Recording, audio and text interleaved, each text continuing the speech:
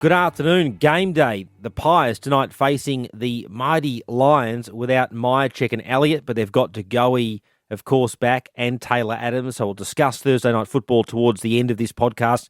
But off the top this morning, wanted to discuss the latest on Gil McLachlan's decision and the search now for a Gil McLachlan replacement. Hard to replace. That's half the trouble with all this.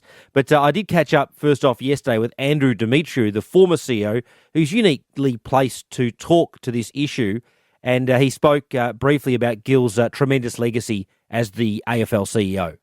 His longevity's been amazing. He's been there for 22 years, 8 as CEO, and I'm sure that those 8 felt like 10 or 12 having navigated the AFL industry through COVID and the pandemic. But, you know, AFLW navigating through the pandemic, purchase of Marvel Stadium, broadcast rights deals, the list is endless. He's done a magnificent job. And some of those achievements might be to come. I'll discuss Gil's agenda shortly for the remainder of his tenure, and indeed this year there's some big items there. I think some big blues brewing, quite frankly. I'll discuss that. But obviously the focus quickly turns to Gil's successor. A headhunter has been appointed by the AFL in regards to that. The Commission and Richard Goyder will make the decision. But a key question is whether the successor should come from within the industry. AFL Chairman Richard Goyder has indicated he thinks it can and should. He thinks there's a lot of talent within the industry. But I asked Andrew Demetriou about that point. Well, thankfully it's not my decision, but I think it is terribly important that the person's within the industry. They've just got a cachet of knowledge, experience, relationships. Important that they understand the key players, clubs, players, broadcasters, venues, and whether it's from inside AFL House or from a clubland, I think it's terribly important. They've got the head start on any other candidate. He's sort of saying there outsiders need not apply because from within the industry there's experience, and also you need to know a lot about the ins and outs of football in order to run the AFL. And of course, Gil had the impeccable resume because he'd spent 12 or 13 years at AFL House before getting the top job. In terms of the latest on the candidates, I want to be a bit careful about giving a running commentary on the candidates because they've all got their particular skills, and you can go into negatives associated with anyone and you'll find someone or something to bag. So I want to be a bit positive in that regard. But look, my view overnight and the latest I'm sort of hearing is that Andrew Dillon, he's a bit of a leading candidate as the General Counsel of the AFL and also the footy boss at the AFL. He's been there since, I think, 2004. He flies below the radar, Andrew Dillon, and you won't find him, I doubt, on record anywhere as saying this year that he wants to do it. But I do think internally he's telling some people that he is keen on potentially doing it. He won't put his hand up per se, but I think he's interested. There's also obviously big raps on Travis Old. He's done a great job with the fixturing, particularly during COVID at the AFL. It's fair to say that not all the clubs support Old, but it's hard always to find universal support because unlike when Gil was appointed, there's no obvious candidate. That's the part of the problem with all this. Nobody's Gil. So whoever comes at this job is going to come with their own skill set and their own personality and their own agenda, and they're not going to be perhaps they're probably not going to be as well-rounded as Gil in terms of his overall experience. And that's what Eddie Maguire was talking about on Footy Classified last night. Maybe off the back of this decision, you then tailor some of the executives and indeed the commission to suit the skills of the person that comes into the job. I caught up briefly with Brendan Gale this morning at Richmond. He didn't want to talk about applying for the AFL job or being sounded out for the AFL job. Damien Hardwick gave him a huge rap, the Richmond coach, saying in his view that Brendan Gale is a star and it would be hard to envisage Richmond without Gale or indeed Peggy O'Neill when she steps down the president at the end of this year. But Gale clearly, is my understanding, has the support now already of several influential club presidents. It's certainly persuasive, and he's got one of the most unrivaled and best CVs in the competition, certainly amongst the CEOs. There's other CEOs that could do the job. Greg Swan at Brisbane, Dave Matthews at the Giants, Tom Harley at Sydney, Xavier Campbell at Essendon, to name a few.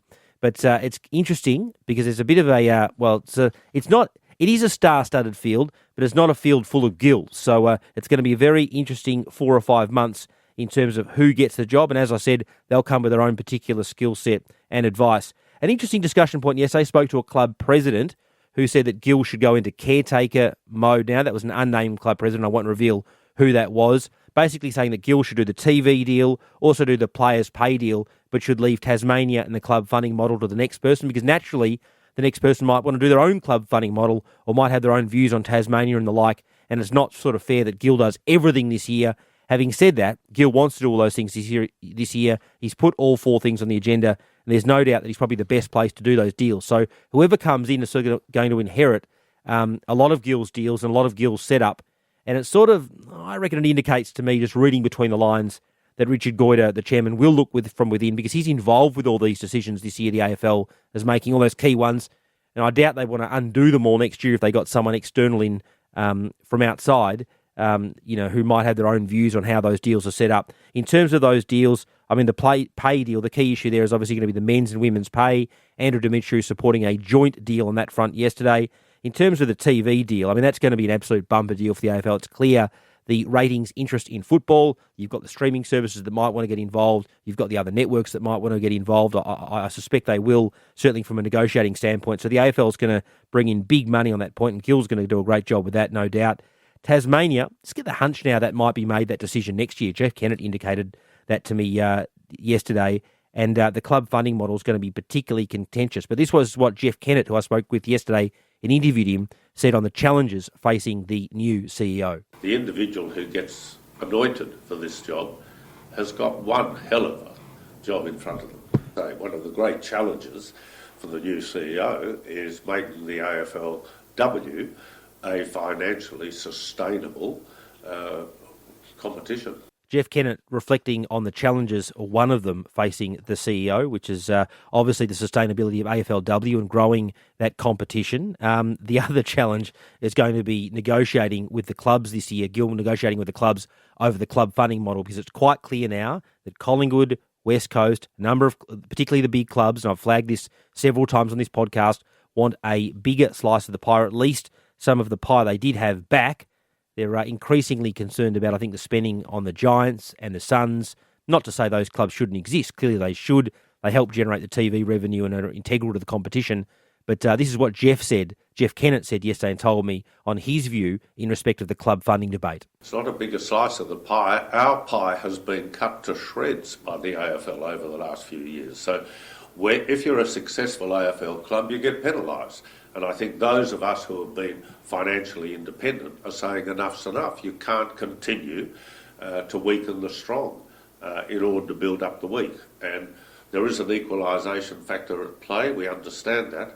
But I know I've had, Hawthorn, $2 million stripped from my bottom line this year alone. So we're not asking for more money. We're just saying stop continuing to reduce our professionalism. So the pay deal, that's the players' pay deal, the TV deal, Tasmania, and the club funding.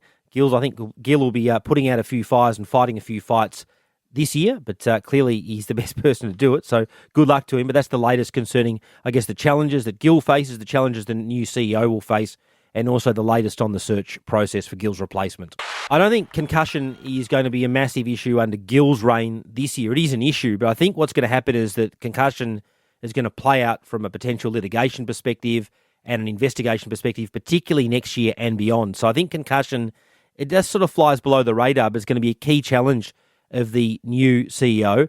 I spoke with John Platten this week. He took part in a 2014 study that was run by the AFL, advertised by the AFL Past Players Association, which is the AFLPA, and run by the Florey Institute. And he revealed that he hadn't received his results from that study. He took part in a new round of tests recently, which did show some points of potential concern on his brain.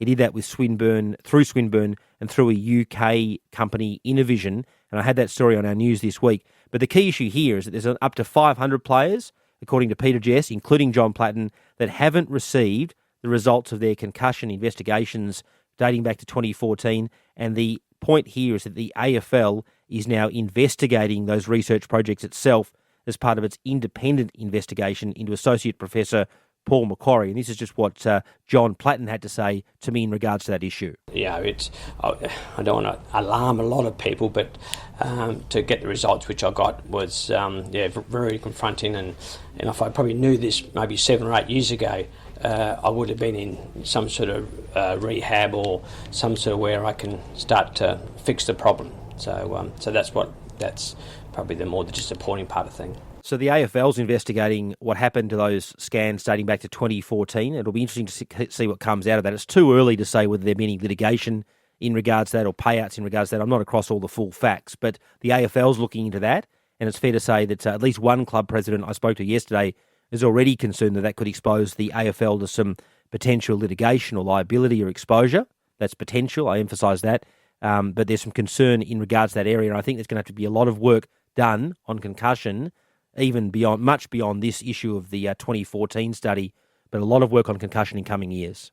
There's lots else going on. I'll try to get through this briefly. I know there's lots going on. Now, I'll start with Dustin Martin. Damien Hardwick this morning was asked about the latest on Martin. Obviously, he's been missing now for the best part of 4 weeks. Not missing, but obviously he's taking some personal leave to deal, obviously, with the tragic passing of his dad, which took place over the summer. And this is what Damien Hardwick had to say. Same as last time I spoke. So no news at this stage. Like I said, once we get further information, we'll be the first to pass it on. So no movement whatsoever. There's been nothing. No, nothing from our point of view. Once again, he's got our full support to go about his business and achieve what he needs to achieve. So we'll be fully supportive of that, and there's no rush from our point of view. It's a tricky one because Dusty's taking time to grieve. He's entitled to take personal leave, and in some instances, I think we should just treat that like it's an injury. He just wants, if he had a hamstring injury, he wouldn't be questioning his whereabouts. It's a story because he's the biggest figure, in my view, certainly the biggest player in the game, and he hasn't been back at Richmond since stepping out of the club some 4 or 5 weeks ago. So that's interesting in itself. I did touch base with Ralph Curry's manager this morning, who doesn't want to give a running commentary, but Ralph's hopeful that Dusty will be back soon. This is Ralph speaking, not Dusty speaking, and doesn't think, he's got no indication that Dusty will retire. Obviously, Dusty's a champion of the game, Ralph emphasised, and of course we all hope that he's back at the appropriate time and back soon playing great football. But that's the latest concerning Dusty. The competition committee met yesterday. I don't think there were any sort of sexy takeout topics from that. I do think there was club support for this crackdown on the players not giving animated feedback to the umpires and respecting the umpires. I think that's been a popular initiative from the AFL. A bit of commentary on something I raised a couple of weeks ago this week of players, in particular the Bulldogs again last weekend, choosing not to stand on the mark. The AFL tell me that you've got to either choose to stand on the mark or not stand on the mark and stop as soon as the umpire calls stand. You've got to get out of the protected area if you elect to stand 5 metres back from the mark. We saw the Bulldogs do it last weekend.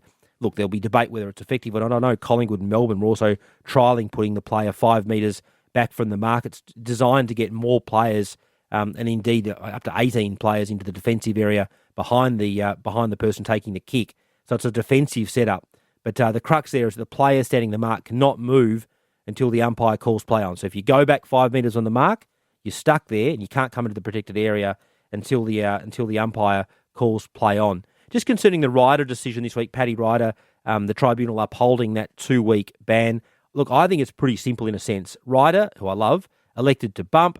There was an alternative for the player in this instance. There's a duty of care there.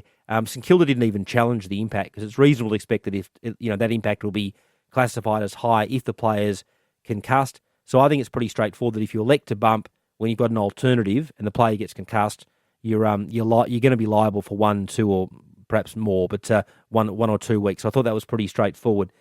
And just finally, I want to talk about some pure footy. I can't wait for Thursday night footy tonight. Collingwood against Brisbane. Collingwood usually go all right in Brisbane. Having said that, it's going to be very, very tough.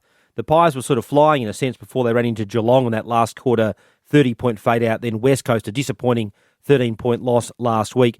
DeGoey and Adams are back, which I think is critical, as will Kruger be in terms of an option up forward. Cox also an option up forward. And don't forget Ruffy, who is magnificent in defence. So they've got some big players back, the Pies. Of course, they are missing Elliott and also Myercheck up forward with protocol. So it's going to be difficult, you'd think, for the Pies to kick goals. Having said that, it's an opportunity for Mason Cox, who's popular with the coach, popular with the fans. We'll see how he goes tonight. And also Nathan Kruger, who kicked a good goal a couple of weeks ago, particularly from the forward pocket there on the MCC side. He sort of showed a bit before he got injured. I think it was with a shoulder injury. So I'm looking forward to seeing how he goes as well tonight. McInerney's a big in for the Lions, who'll be looking forward to, from their sake, hopefully atoning for that, disappointing display against Geelong last week. They were in a position to potentially win. They went down to the category but didn't collect the 4 points. We'll discuss all that and more tomorrow. There's a lot of news on the agenda this week. Obviously, Gil's announcement being one of the most significant aspects. But thanks so much for joining us on the podcast today. Triple M racks football. I'll be back tomorrow for our podcast. That was Tom Browne's news.